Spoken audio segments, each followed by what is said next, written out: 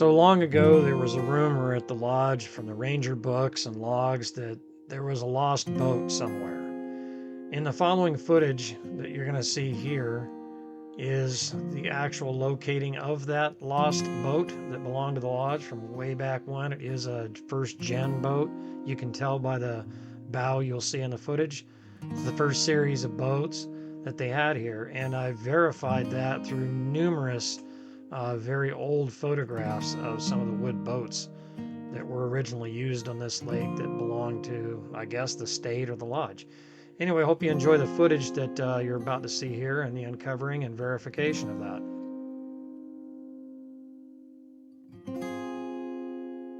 So there's a fable old story at this particular lake that at some point in time back in history, one of their boats just kind of disappeared. And you can see in this old photograph, that boat on the left is the Series 1 boats that they used on this lake. And so in this footage, that's the style of craft that you're going to see that we got on film that day. And so you can say that it's been located. The rumor was true, and you'll be seeing the verification of that in this particular video. Also on the right of note, that is a fishing raft that's been in that location generally from the early 1900s up to about the 1954 is about the last time I can find evidence of it. Another thing of interesting note, I do believe with almost certainty I found the tree that was unknown that raft was tied to. This is the base of the tree of which I believe that raft was tied to, discovered with the ROV. And this particular photo shows where I believe the wear from the rope over many, many decades had dug into this particular tree.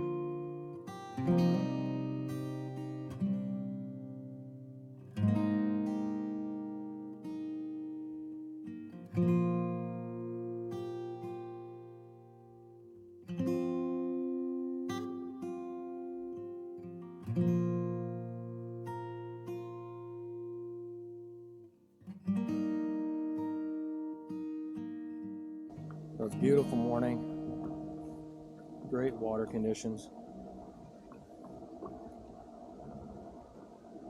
The sun is now touching down an area to help give me good lighting. So it should be good there.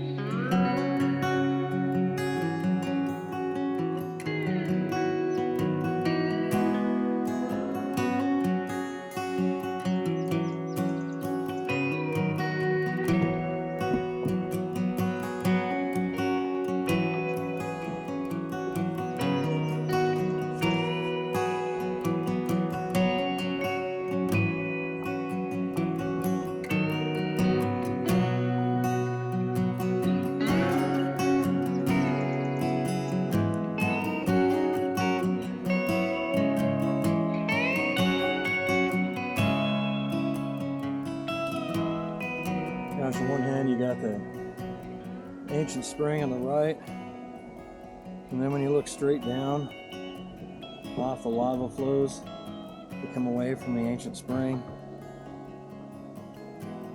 you got this beautiful depth of emerald blue when the light hits this area on a calm, glassy morning like this, and you look at your shadow down there, it's a very moving thing. It's just beautiful. It's very surreal.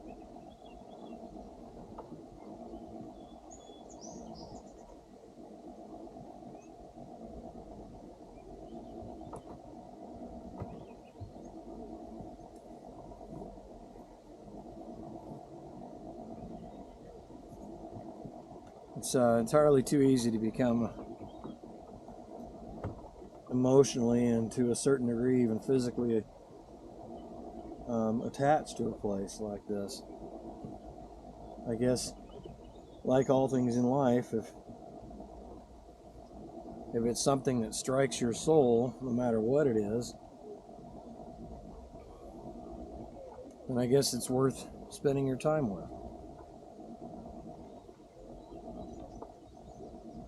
Because it's something I certainly do repeatedly, is to come back to this place. It always gives me mental and physical calm. Yeah, and it certainly fills the all levels of wonderment. Because no matter how many times I come back to this place, I'll see lots of things I'm familiar with. I might see them in a different light. I might see them in a different perspective, a different time of year. But even if I've seen them before, it's still like the joy is like seeing them again for the first time. It's really strange.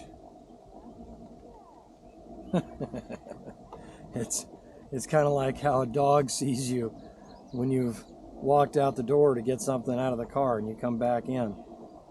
The dog acts like it's the first time that it's seen you in months. I think humans are a little more tempered in their emotional withholdings than a dog. A dog is just complete unfettered love and excitement. Humans tend to be a little more reserved than that, but I guess for me, if this is about as close to being a dog as I can get, is when I come back here. I guess that's a good way. If you're a dog person, you understand what I'm saying. This is as close to being a dog as I'll ever get, is when I come here.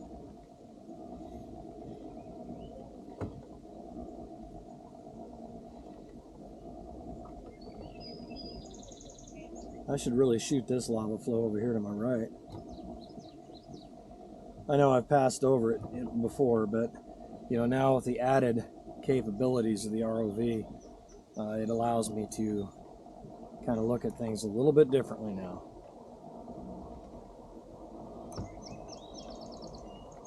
It's a big lava flow. And the white sand is it's just incredible. It's just incredible. Everything about this place.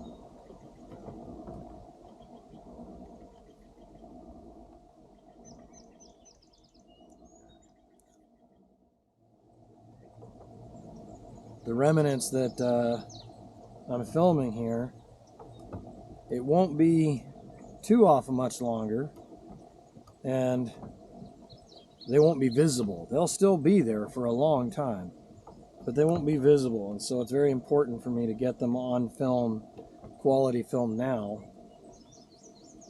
because as you'll see in the footage or as you may have already seen in some footage, that they the moss or the algae, it looks more like a chartreuse kind of moss. It is slowly enveloping the hull, what's left of the hull. And so it won't be too much longer before you won't be able to see it anymore. And that's why getting this film is so important. The water's like glass right now, so I can get a good look at it any angle I want.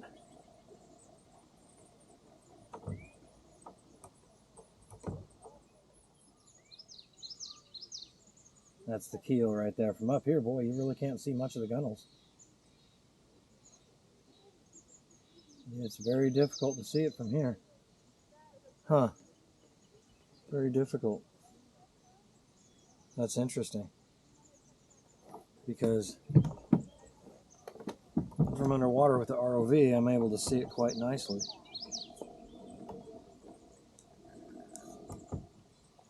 The other thing with the ROV is I'm also able to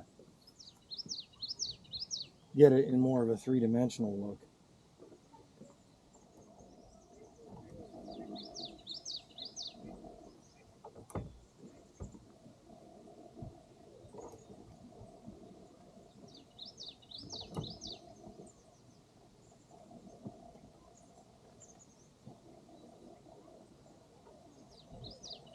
One thing that's wonderful about this pedal drive kayak, I'll tell you right now, is the lack of disturbance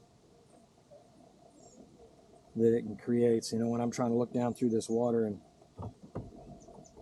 and find targets, it's very nice how calm I can keep things. All right, Haas, I'm gonna head it your way. Okay. Let me know when you start seeing it coming at you. I'm gonna need some more line apparently.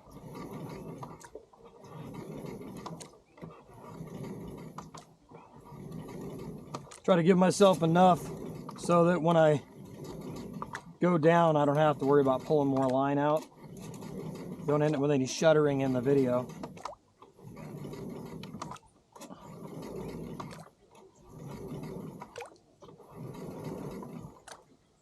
Okay, I'm gonna come towards it a little bit more. Okay. Yeah. Come my way, you're basically right over it. Right over it? Pretty much. I think so, yeah. Okay. Maybe it'll take a foot or two, but yeah. Let me put the nose down and have a look-see. There it is, right there. I think that's it. Let me start recording.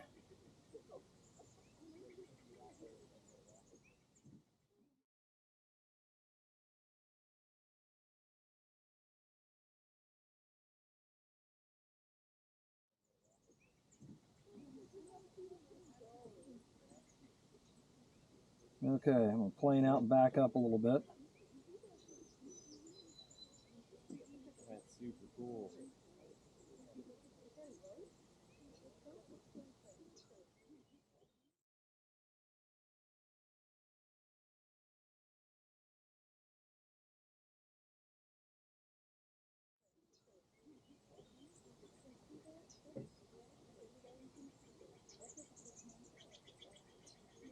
Yep, okay. It's super neat.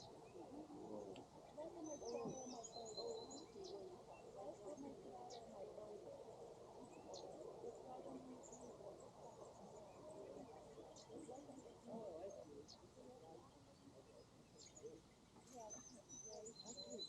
It's definitely more modern, but it is a boat. Yep.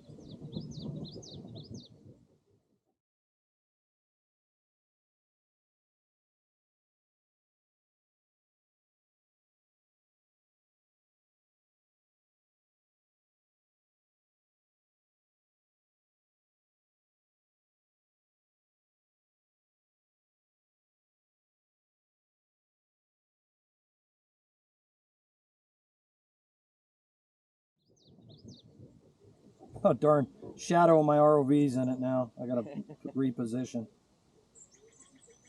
Yeah, I can see much more of the bow and everything, or the gunnels. Yeah.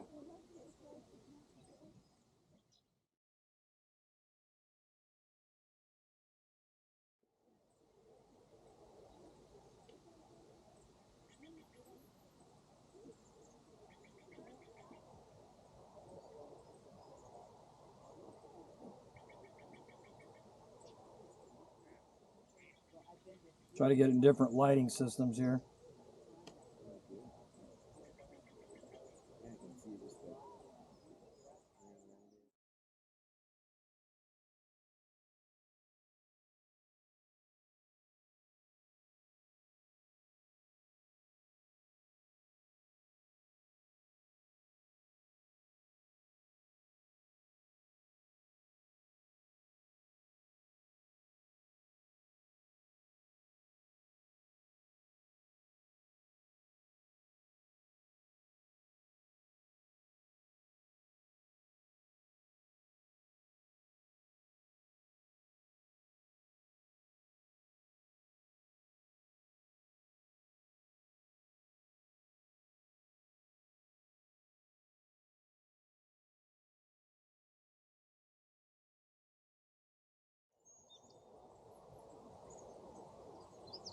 Okay, it's in about, I don't want to disturb the sediment, but gauging where I'm at versus it, it looks like it's going to be at about 22 feet of water.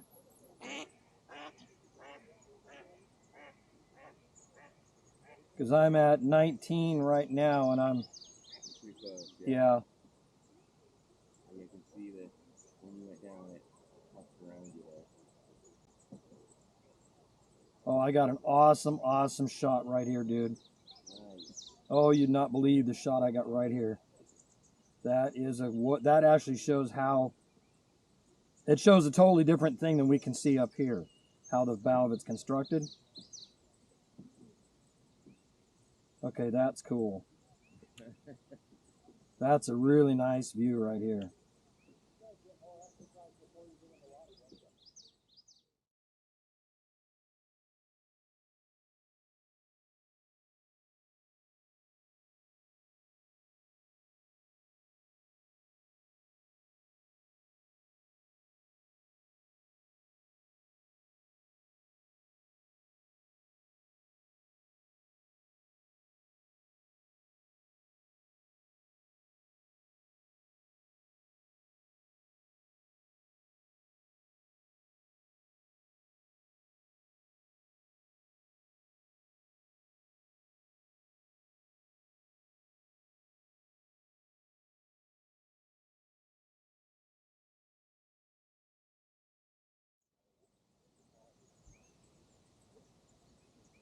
It's a pretty big one.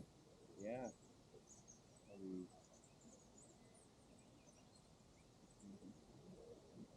That's a pretty big boy. It's definitely machine made. Yeah.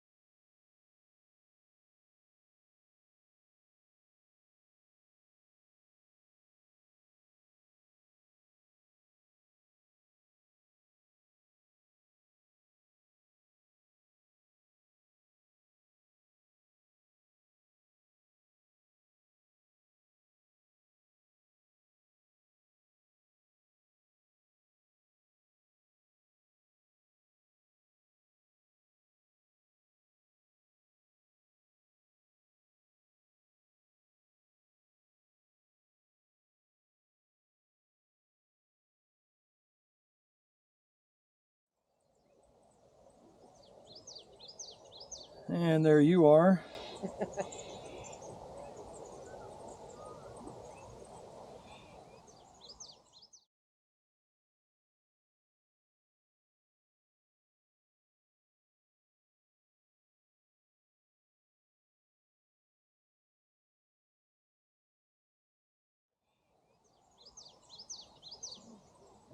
Wave to the birdie.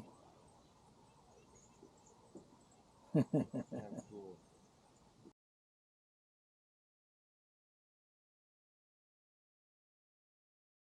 I can look up underneath your, I'm looking at your skeg and all that. And it can look out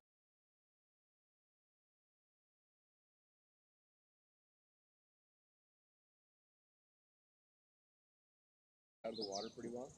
Yeah, I'm able to see up through the water if it's fairly calm. I can actually, like, I can see your hat and your glasses and your left, or your left arm. Oh wow, yeah, okay. I can see the trees above the water. It's wavy, you know, but I can certainly see it. So Sure.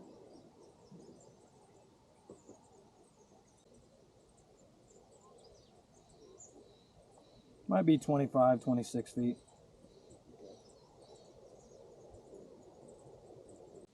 So I'm at the back of it right now. I can see the stern very clearly. Yeah. Getting down low behind it, actually, I actually see the transom. Yep.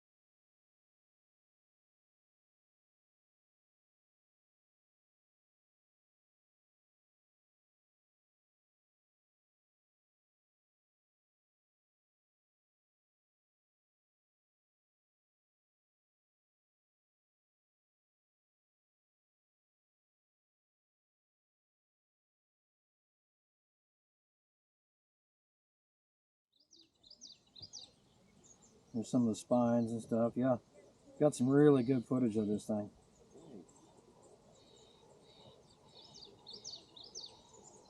Yeah, it's not, you know, not ancient. But freaking,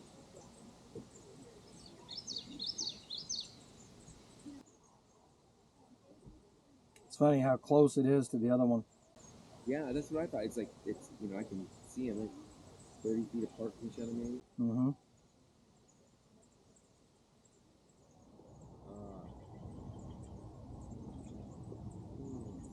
I've been flying 3D helis and stuff, so when I'm out here looking at it like this, orientation, left, right's all backwards and all that stuff, you know? Oh, yeah, yeah. But because I've been flying RC helis and stuff for so many years, it's nice when I look at it, I can get it right back to me, and, Yeah. you know, it's like, oh my God, it's out of control. I'm very grateful for all the experience I've had, because now it all, instead of play, all this happens and it comes into, Yeah, you can maneuver exactly yeah, how you want to. the stakes are, you know, too high to. Yeah, you wouldn't want me down there patrolling it like some newbie trying to figure it out. Ram into it, break something.